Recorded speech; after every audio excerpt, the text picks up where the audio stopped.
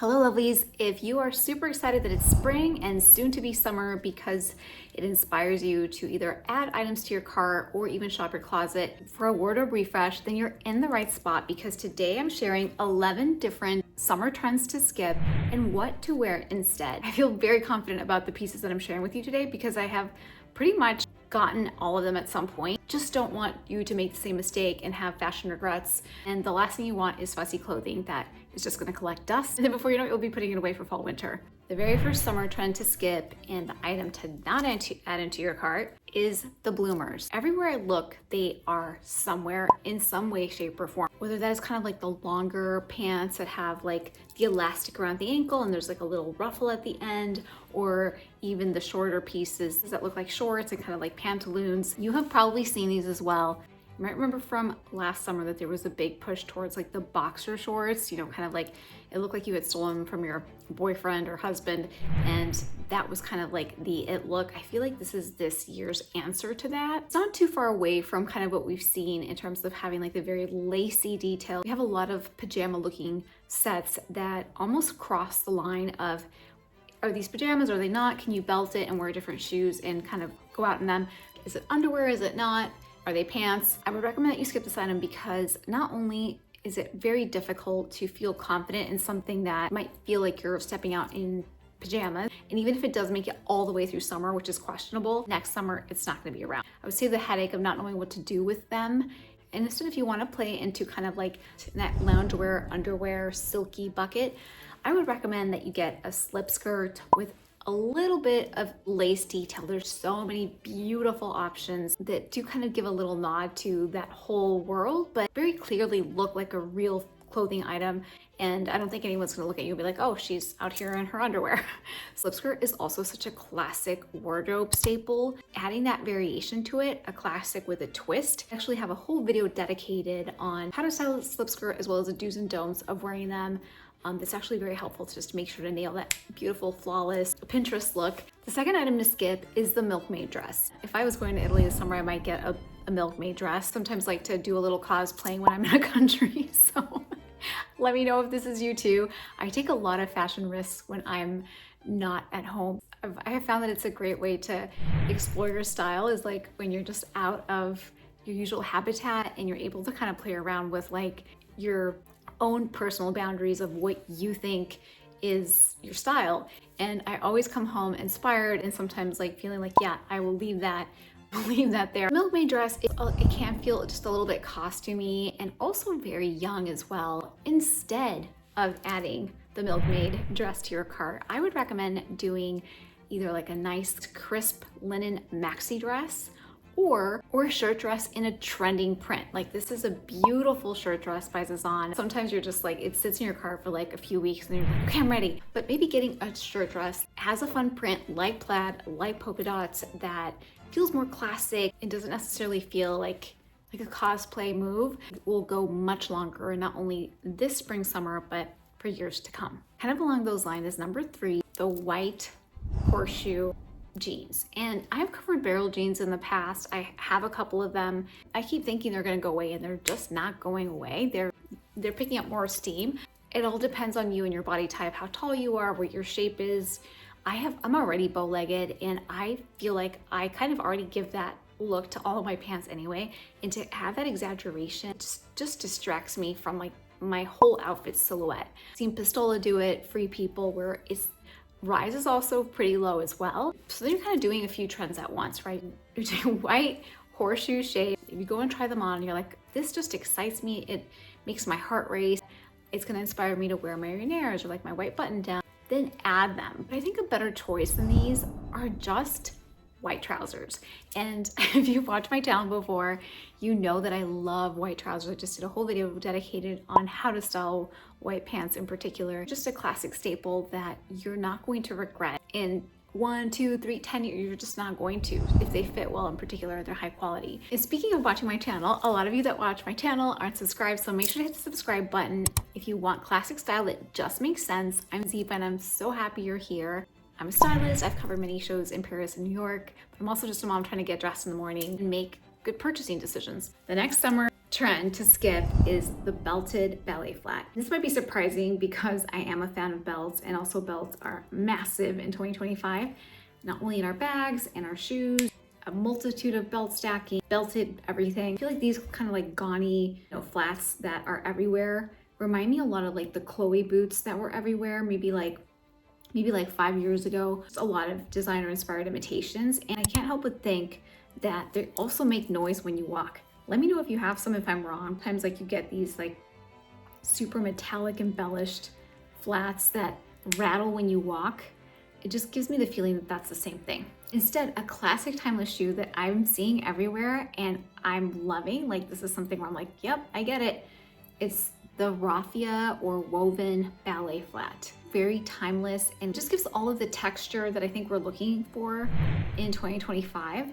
So I think this makes a much better purchase. The next thing to skip adding to your cart this summer, anything with a ton of bows in it. I love bows and femininity. I have some friends that wear bows all the time, like in their hair, or like they'll have a dress that has like a big bow in the back. I thought I could be that person too. One of my favorite brands, which I actually don't buy a ton, but just from like a observer standpoint, is Love Shack Fancy. Like I just love watching their branding and how true they are to themselves. They have bows on everything. I'm gonna be 46 next month. Like I just feel like it's maybe a little self-conscious, like maybe I shouldn't be showing up in bows, but I can show up in lace, and lace is everywhere.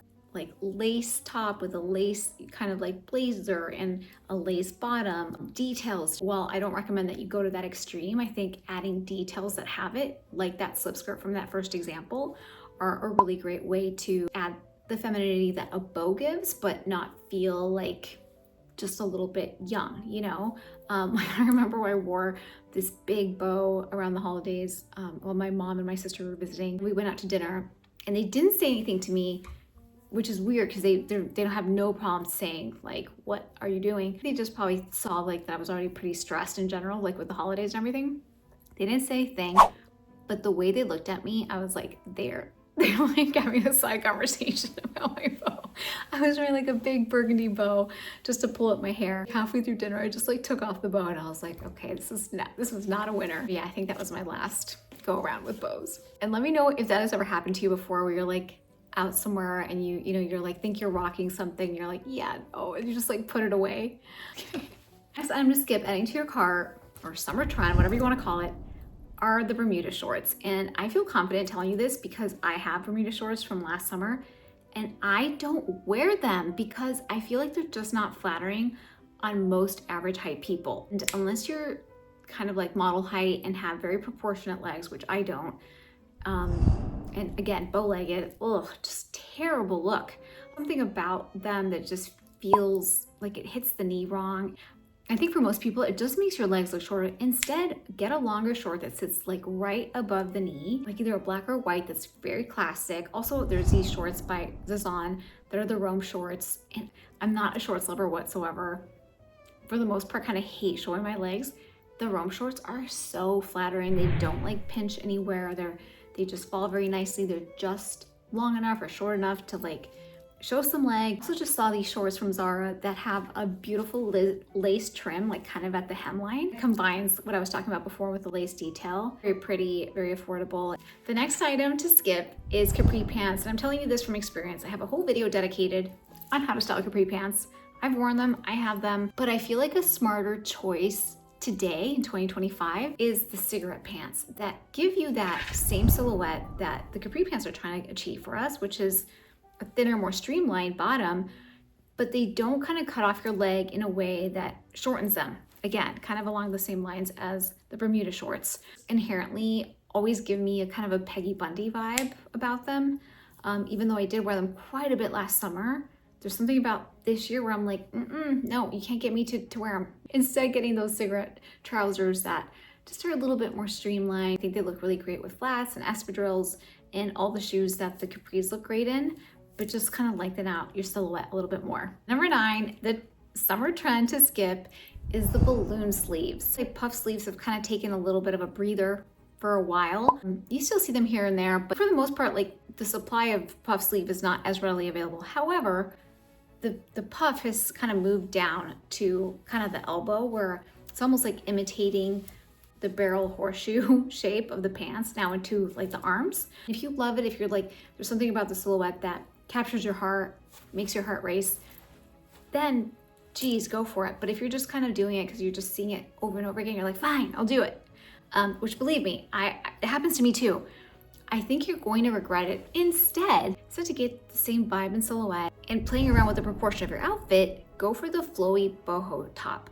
There's so many out there that sheerness of fabric that are just more drapey. I think that those are going to just age a little bit better. Number 10, summer trend to skip, are studded or embroidered clothes. We're seeing them everywhere where there's like kind of studs and things almost like, do you remember Bedazzled? Like where like you would get this little machine and you would be able to gem up your own things, kind of like that. And I think that in a classic wardrobe where you want to kind of take away the noise and you want to streamline getting dressed for yourself, I feel like this is one of those items that you're gonna look at and you're gonna be like, not today, not today. And then you're gonna wake up the next morning and be like, not today. And then before you know it, you haven't worn it. It's just such a memorable piece, right? Like if you have an embellished top, a ton of studs, or likewise pants that have, the side is all studded up, jeans that have all of like the gems going up them. Instead, leave the studs and all of that beautiful embellishment for your accessories, right? So geez, there's so many amazing studded belts out there. It's loafers even, bags, headbands, lots to love in the studded department or embellished in that way with the bedazzled machine. Those are again easier to add in and out with your basics. Like it's great, like if you have a studded bag and you have a very basic outfit, like jeans and a t-shirt one day, hey, you're added that studded bag, and then suddenly becomes a look and a statement versus like you have the studded shirt or the studded jeans, and now what do you do? What are you gonna wear with all of it? And how often are you gonna wear it until you're sick of it? Along this line is number 11, fringed items. I have a beautiful Ralph Lauren fringe bag that I wear all the time. It's not like I'm like absolutely no fringe ever. However, fringe is again really easy to get sick of. Much like the bedazzled pants, it can easily get to the point where you're like, I'm not reaching for it. Why? Because it's a little bit high maintenance. You have stuff kind of floating around everywhere when you're eating, if it's in your sleeves or if it's on your pants or catching on things, or they're just such a statement that, you can't kind of pull them out every day and wear them. Instead, if you are craving texture, which I think a lot of what our trend desires are about sometimes, is that kind of like pre-wrinkled material that we're seeing a lot of. It's all over the runways, it's in stores, it's just low maintenance. Like you don't have to think about ironing or steaming anything because that's how it's supposed to look. It's almost like a crinkled material. So this is something that of course will add texture to your outfit, but it will do it in a less fussy way than adding like a whole item that is fringe, a piece of clothing. Again, do I love my Ralph Lauren fringe bag? Yes, I do. Anytime I have an outfit where I want to add a little Western flavor to it, then I'll grab it, want to make a statement or an entrance, love it as well. Also, it's there for me, but like day to day, like carrying around all of that fringe everywhere, it's just like not super practical. Approach all trends in any season that way is like, is this going to be something that I reach for because it feels good to wear it and it's not going to require a ton of me, a ton of time to like get it to where I need it to be, or it's going to allow me to wear it a lot of times. Can you see it, how it plays with your other wardrobe as well? Those are things that just like really matter. And if you want some more pieces that I recommend adding to your closet that are best sellers that I have, make sure to check out this video. I'll see you there and make sure to hit the subscribe button.